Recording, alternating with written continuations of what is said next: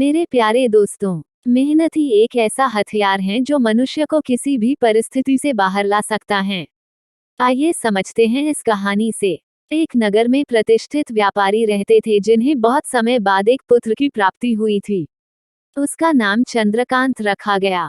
चंद्रकांत घर में सभी का दुलारा था। अति कठिनाई एवं लंबे समय इंतजार के बाद संतान का सुख मिलने पर घर के प्रत्येक व्यक्ति के मन में व्यापारी के पुत्र चंद्रकांत के प्रति विशेष लाड़ प्यार था, जिसने चंद्रकांत को बहुत बिगाड़ दिया था। घर में किसी भी बात का अभाव नहीं था। चंद्रकांत की मांग से पहले ही उसकी सभी इच्छाएं पूरी कर दी जाती थी। शायद इसी के कारण चंद्रकांत को ना सुनने की आदत नहीं थी और ना ही मेहनत के महत्व का आभास था। चंद्रकांत ने जीवन में कभी अभाव नहीं देखा था, इसलिए उसका नजरिया जीवन के प्रति बहुत अलग था और वहीं व्यापारी ने कड़ी मेहनत से अपना व्यापार बनाया था।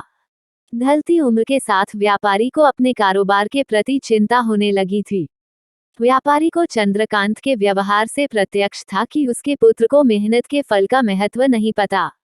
उसे आभास हो चुका था कि उसके लाड प्यार ने चंद्रकांत को जीवन की वास्तविकता और जीवन में मेहनत के महत्व से बहुत दूर कर दिया है।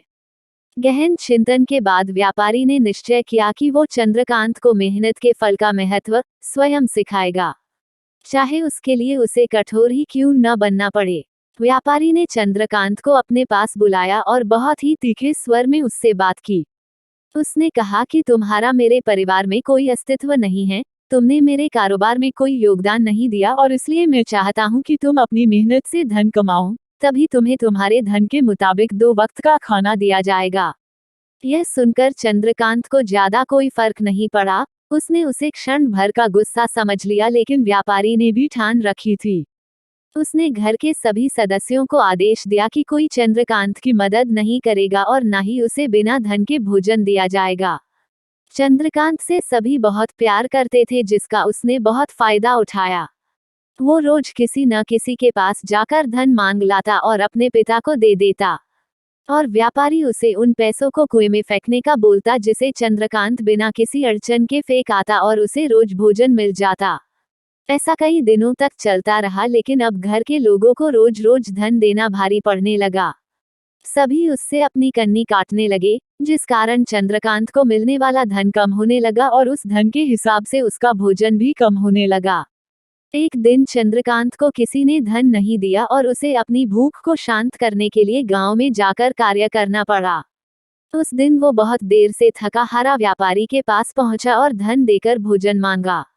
रोज के अनुसार व्यापारी ने उसे वो धन कुएं में फेंकने का आदेश दिया, जिसे इस बार चंद्रकांत सहजता से स्वीकार नहीं कर पाया और उसने पलटकर जवाब दिया, पिताजी, मैं इतनी मेहनत करके पसीना बहाकर इस धन को लाया और आपने मुझे एक क्षण में इसे कुएं में फेंकने कह दिया। यह सुनकर व्यापारी समझ गया कि आज चंद्रकांत को मेहनत के फल का महत्व समझ आ गया है। व्यापारी भली भांति जानता था कि उसके परिवार वाले चंद्रकांत की मदद कर रहे हैं, तभी चंद्रकांत इतनी आसानी से धन कुएं में डालाता था, लेकिन उसे पता था एक न एक दिन सभी परिवारजन चंद्रकांत से कन्नी काट लेंगे। उस दिन चंद्रकांत के पास कोई विकल्प शेष नहीं होगा। व्यापारी ने चंद्रकांत को गले लगा लिया और अपना सारा कारोबार उसे सौंप दिया।